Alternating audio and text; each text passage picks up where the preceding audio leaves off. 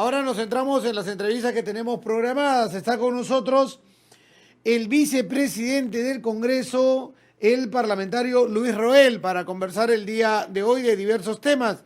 Ya lo hemos tenido a él en unas oportunidades anteriores, a quien le agradezco los minutos que nos da siempre aquí a Radio Uno para poder conversar de temas del Congreso, pero también de la coyuntura política que estamos viviendo en el momento. Congresista, muy buenos días. Bienvenido a Radio Uno. Mi primera pregunta sería básicamente luego de lo acontecido con lo de las AFPs. Son los malos de la película en estos momentos. Dice que están desfalcando los fondos de los ciudadanos, que van a tirar a la quiebra nuestras pensiones. ¿Qué responder con respecto a lo que los medios cambiaron la agenda la semana pasada cuando aprobaron por insistencia este tema y los acusaban hasta de golpistas? ¿Cómo ve la situación? Muy buenos días. Buenos días, estimado Fernando, a ti, a toda tu audiencia de Radio Uno y a toda la región de Tacna. Muy buenos días. Primero, hay dos temas que hay que separar. Primero, lo que hemos aprobado en materia de AFP y luego las reacciones que han tenido algunos congresistas que yo no comparto.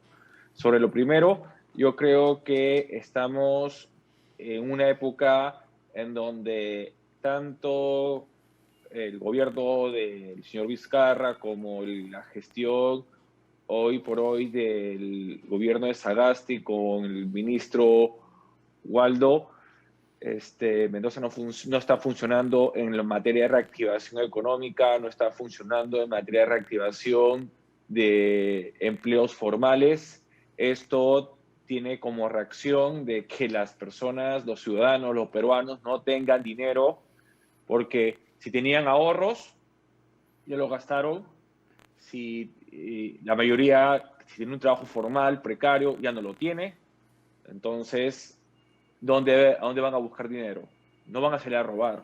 No podemos pensar en eso. Tienen que buscar donde tengan sus fondos. La CTS tal vez ya lo gastaron, ya lo utilizaron, y lo único que les queda como fondo de dinero propio es en las AFPs. ¿Por qué yo pienso que es importante verlo desde esa coyuntura? Porque se está diciendo que se está afectando su pensión futura, se está afectando su dinero, que lo pueden utilizarlo después de que se jubilen. Pero ¿qué pasa si ya no hay mañana? ¿Qué pasa si ya no hay futuro? ¿Qué pasa si para esas personas que no tienen el dinero ahora ya no pueden pagar los gastos médicos de un familiar o de ellos mismos? ¿Qué pasa si no pueden pagar para alimentar a su familia y a ellos mismos? Conclusión, ya no hay mañana, ya no hay futuro si no hay mañana. Entonces, eso nosotros como Congreso nos hemos puesto en esa situación. En mi caso, créame que yo, si no saliera a la calle en la semana de representación y no viera la situación de informalidad, de precariedad laboral que hay en el país, de necesidad de los peruanos fuera de los hospitales, yo estaría igual que la crítica de que se está afectando el futuro de los peruanos que están en las AFPs. Pero yo, que sí he salido a la calle, que sí veo esa precariedad, que sí veo esa necesidad, creo que tenemos que pensar de que si no utilizan el dinero para satisfacer sus necesidades, tanto alimentarias como de salud, con ese dinero, el mañana no va a haber, el futuro no va a haber para ellos y para muchos peruanos. Sí, eso es real. Es decir, cuando empezó la pandemia, que es más de un año, se le insistía a la población de que respetáramos las medidas sanitarias y sobre todo la cuarentena, ¿no? El mantenernos en casa. La gente aguantó hasta donde pudo. Acá en Tacna básicamente fue julio para agosto, que la gente ya no dio más. Septiembre ya todo el mundo en crisis empezó a salir a las calles, nadie recibía bono y empezaron a reclamarle al gobierno ese tema. Han pasado tantos meses y la verdad se siente que en esa materia, que es la económica, el gobierno no ha tenido una reacción a los sectores más afectados, incluso con los escándalos de Reactiva, que llegaron a empresas que no lo merecían, en realidad no eran, creo en mi opinión, pasibles para poder recibir el mismo y no dándole a otras pequeñas, micro, que no tenían historial bancario y que no recibían ese famoso Reactiva en su momento. Y así una serie de errores que se han venido cometiendo con Vizcarra y con Sagasti, ¿no? Y ahora nos encontramos en esta situación que es un tercer retiro de fondos de FP y también la posibilidad de la CTS. Pero algo que creo no se dice es que eso no es obligatorio que uno lo saque. Si es que crees que es necesario utilizarlo, úsalo, como usted lo dice. Primero el sanitario, pero también está el económico y el familiar para utilizarlo, no para que vayas a gastarlo en comprarte un televisor plasma o alguna cosa que no sirva, pero hay gente que necesita desde conexión a internet hasta computadora para los hijos y una serie de cosas, pagar la luz, pagar el agua que ya te están cobrando, ¿no? Y una serie de cosas que te empiezan o que ya te tienen acogotado, que cada vez que salen estas medidas son como salvavidas que en realidad ayudan a mantenerse en el tema económico. Exactamente, yo creo que los retiros de las AFPs han aparecido cuando, por ejemplo, ya no se entregaban bonos por parte del gobierno porque ya no hay dinero en el Tesoro Público para dar bonos. Entonces, si no hay dinero en el Tesoro Público para dar bonos, el mismo ciudadano, el mismo peruano tiene que ir donde tiene sus ahorros y si no están en cuentas bancarias porque ya los utilizó, porque ya las gastó en la primera ola de la pandemia o cuando empezaron a quebrar las empresas, lista el dinero de las AFPs. Yo creo que, como tú bien mencionas, el Reactiva Perú ha funcionado para unos, pero no para la gran mayoría de empresas, y por eso tenemos que hay empresas que han quebrado, las MIPES, las pymes, no se han visto beneficiarias con estas medidas económicas cuando en verdad debería apuntarse a ellas porque son las mayores generadoras de trabajo y de empleo y de economía peruana. No se ha pensado en ellos y esta es la consecuencia. Entonces, cuando dicen que las medidas del Congreso en materia de retiro de AFP son populistas, no son populistas. Creo que es una reacción frente a la inoperancia que ha tenido el gobierno, no de Sagasti, sino también de Vizcarra. Creo que ya desde esa época no se estaba manejando bien la idea de cómo poder equilibrar, proteger el derecho a la salud con mantener el empleo formal, mantener equilibrada la economía nacional. Eso nunca se pudo equilibrar y consecuencia de ello es una crisis económica, una crisis laboral, desempleo, empleo informal y además las brechas sociales que por sí ya existían han crecido. Entonces, cuando hablan que estamos teniendo medidas populistas con el tema de las AFP, con el tema de las CTS, yo solo respondo de que estamos reaccionando frente a una necesidad que nosotros vemos en la calle y que lamentablemente el Poder Ejecutivo, el gobierno central no se ha dado cuenta todavía o por lo menos no ha tenido una reacción debida para solucionar estos problemas. Y el gobierno, las AFPs, a través de los medios, los consideran irresponsables, populistas e indican que podrían ir a trabar esos retiros mediante una acción de inconstitucionalidad. ¿La reacción del Congreso ha sido la adecuada por parte de un grupo de parlamentarios de amenazar con una vacancia al presidente Sagasti? Yo creo que debemos ser prudentes.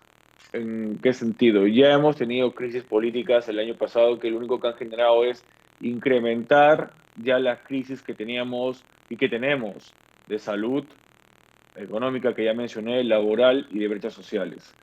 Creo que hoy por hoy no debemos generar más inestabilidad. Tenemos que ser responsables de nuestras palabras, de nuestros mensajes hacia la ciudadanía.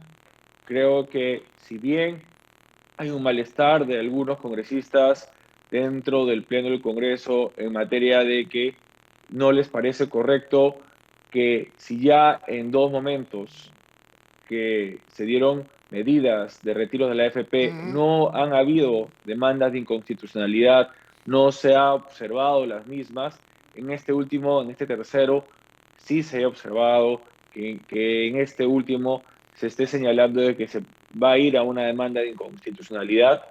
Eso creo que ha generado reacciones, creo yo, irrazonables por parte de unos congresistas, pero que demuestran su malestar por parte de ellos frente a esa situación, frente a esas declaraciones del ministro de Economía y Finanzas y del Poder Ejecutivo.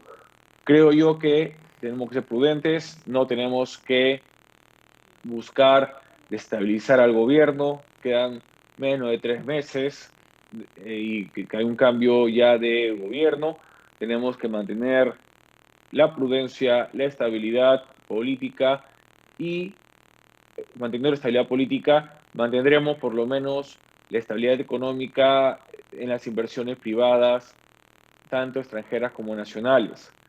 Si hay una crítica respecto a cómo se está llevando la economía, hay otras vías menos draconianas, si se quiere decir de esa forma, menos excesivas, que citar al ministro de Economía y Finanzas y hacerle un pliego de preguntas respecto de cómo se está reactivando la economía, cuál sería la otra opción frente a que los ciudadanos no tengan dinero y tengan que ir a sus fondos de AFPs, qué respuestas da el gobierno central que sean efectivas.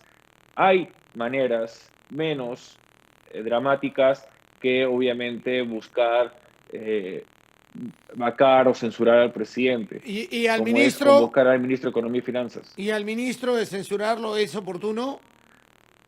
Yo creo que siempre hay un procedimiento y hay etapas. Yo creo que lo que se tiene que hacer es convocar al ministro y que nos explique muy bien si para ellos les parece irrazonable, si les parece excesivo ir a la medida que nosotros hemos planteado legislativa de que saquen dinero de AFPs, un tercer retiro, ¿cuál es la opción que ellos proponen? ¿Cuál es la salida económica de reactivación que ellos proponen? ¿Cuál es la salida que ellos dan a los ciudadanos que lamentablemente ya no tienen trabajo, que ya no tienen ahorros en sus bancos y que solo le queda el dinero en las AFPs y CTS? ¿Cuál es su otra opción? ¿Cuál es la solución que ellos van a plantear a esta problemática? Yo creo que hay etapas que se tienen que cumplir, etapas previas a lo que tú mencionas de una censura, que es convocar al ministro, que el ministro responda, porque no puede ser de que recién cuando hay esta crisis, el ministro de Economía y Finanzas asista el día viernes a la Comisión de Economía del Congreso de la República, cuando justamente estamos en medio de un pleno legislativo, cuando tranquilamente se pudo buscar otro momento, otro día, y obviamente en donde todos los congresistas estemos atentos a esa sesión y no estando preocupados de lo que se estaba debatiendo en el pleno. ¿Siente usted de que hay alguna inestabilidad hacia el presidente Sagasti, la presidenta del Congreso y la mesa directiva que usted integra por parte de aquellos que encabezaron la subida de Merino, como para buscar, cree usted que tengan esa temeridad de buscar una caída de la mesa directiva para ellos asumir antes del cierre del Parlamento al 28 de julio? Fernando, yo desde que asumí en noviembre el cargo de vicepresidente del Congreso, siempre sabemos que existe un riesgo, que siempre puede haber esa posibilidad, no lo niego, pero también considero de que sería no solo irresponsable generar una censura tanto del presidente como de un miembro de la mesa directiva hoy, porque estamos hablando de que menos de 3 meses hay un cambio de gobierno, menos de 3 meses asume un nuevo Congreso, y generar inestabilidad de ya un enrarecido clima político que ya existe en este país, en el Perú. creo que no ayuda para nada. Yo creo que la clase política debe tener en cuenta las lecciones aprendidas, y repito, tienen que ser lecciones aprendidas de lo que pasó en noviembre del año pasado, para que estos hechos no se repitan, de que siempre la política se mantenga firme, pero siempre prudente también. Ya, perfecto. Ahora, congresista, en estas circunstancias, ustedes también entran en un tema complicado porque en el Congreso, en los 3 meses que les queda, quieren colocar a los miembros del TC. Y hay críticas a esto, a la reactivación de una comisión que al cierre del año pasado había desistido ya hacer esta actividad, pero continúan, han pasado filtros y todo hace indicar que si es que no nos damos cuenta van a designar quizás las bancadas en una repartija a alguno de sus tribunos en el TC. ¿No es más conveniente de que sea el próximo Parlamento, el nuevo que ingresa, el que designe transparentemente a los miembros del Tribunal Constitucional? A ver, Fernando, discrepo porque primero, durante la campaña, una de mis propuestas y una de mis promesas era cambiar el modelo de elección de magistrados del Tribunal Constitucional y elegir en base a un concurso meritocrático, público y transparente a los nuevos tribunos del Tribunal Constitucional. El primer objetivo se cumplió. Eliminamos de la ley orgánica del Tribunal Constitucional la elección por invitación, es decir, la denominada repartija que tú mencionas. Y se estableció como única vía para elegir a los magistrados del Tribunal Constitucional un concurso público, meritocrático y transparente.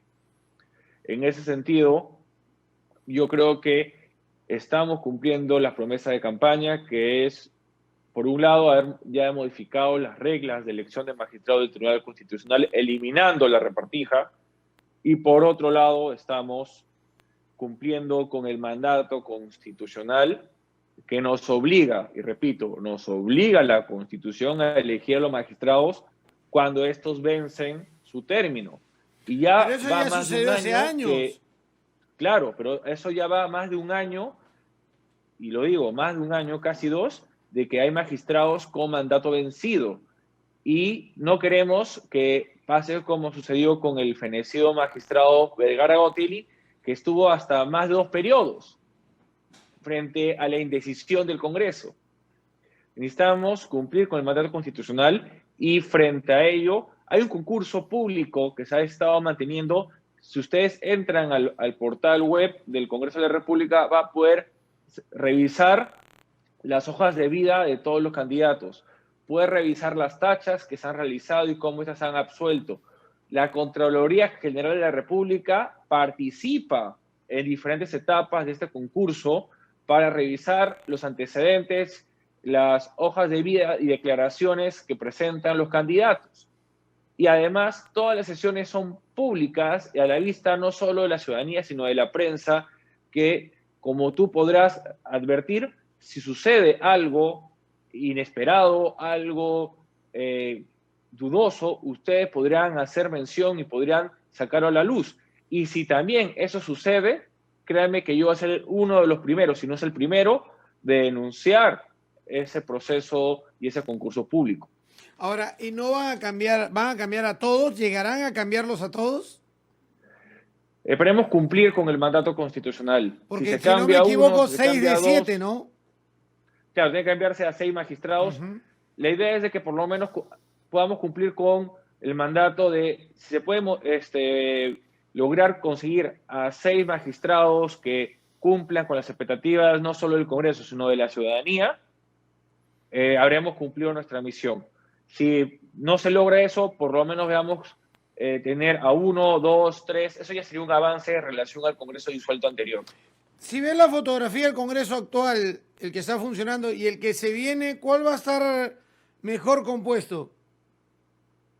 Yo creo que este Congreso, si bien puede haber tenido muchas críticas, si bien ha pasado por diferentes crisis el año pasado, creo que en estos últimos tiempos se ha demostrado que las diferentes bancadas han podido trabajar de manera conjunta para sacar adelante iniciativas legislativas muy importantes. No solo iniciativas legislativas, sino también iniciativas de reforma constitucional, lo cual eso me genera una tranquilidad para lo que queda de gestión de este Parlamento. Cabe señalar de que esperemos que el siguiente Congreso, que entra muy difuminado, entra con bastantes bancadas, muchas de estas con bancadas muy pequeñas, puedan lograr consensos que este Congreso se está logrando, consensos que en temas puntuales y necesarios este Parlamento ha logrado sacar adelante con amplia mayoría. Uh-huh. Yo no sé si eso será un problema, espero que no, en el Congreso que viene, pero pareciera que como está conformado y como están distribuidas las bancadas en el próximo Congreso, puede ser un problema que imposibilite llegar a consensos, que imposibilite sacar temas relevantes y necesarios que va a necesitar la ciudadanía, porque la pandemia, la crisis sanitaria, la crisis laboral, la crisis económica y la crisis social se va a mantener todavía unos cuantos años más. Ahora, Acción Popular, ¿ya decidió qué rol juega en esta segunda vuelta? El Acción Popular, como todo partido institucional, va a llevar este tema al plenario del 15 de mayo con el objetivo de que los miembros plenos, entre los cuales se encuentran los congresistas, tomen una decisión sobre a quién apoyar o no apoyar a ninguno en la segunda vuelta. ¿Qué significa no apoyar a ninguno? Dar libertad a los militantes de Acción Popular de elegir entre las dos opciones y que eso sea ya un tema de conciencia para cada uno de los correligionarios de Acción Popular. ¿Y cuál es la tendencia? Porque su precandidato a presidente de la República, Johnny Lescano, ha dicho que ninguno. Bueno, es una posición de Johnny Lescano. Ya el correligionario Lescano, al haber ya dejado de ser el candidato presidencial, se vuelve ahora un militante más, un miembro del plenario, efectivamente, pero ya pierde esa condición de líder, puesto que esa condición se mantuvo hasta el 11 de abril. Si bien él tiene cierto liderazgo como varios correligionarios dentro del partido, su opinión es ya a modo personal, ya no es a modo institucional. La acción institucional la va a tomar los miembros plenos en el plenario que va a haber el 15 de mayo. Esto es lo que yo puedo señalar. ¿Usted ya tiene una posición porque es miembro pleno? Yo lo que puedo decir, Fernando, es que yo voy a cumplir también con el principio de neutralidad. Usted sabe que soy una persona muy apegada al derecho y esto me impide decirlo en medios de comunicación, en redes sociales, a quién vamos a apoyar, porque usted sabe que el principio de neutralidad y la norma de neutralidad nos impide favorecer o desfavorecer a uno u otro candidato. Pero en su opinión política, ¿cómo ve la segunda vuelta en estos momentos? La segunda vuelta lo veo muy cercana. Ambos candidatos están con una diferencia muy pequeña, que cada voto cuenta, y lo único que yo podría recomendar y solicitar a los peruanos es de que vayan a votar, que si bien el derecho al voto es un derecho, una libertad que debe ejercerse, también es una obligación democrática que tenemos que cumplir. Ya, ¿y cómo ve a Keiko?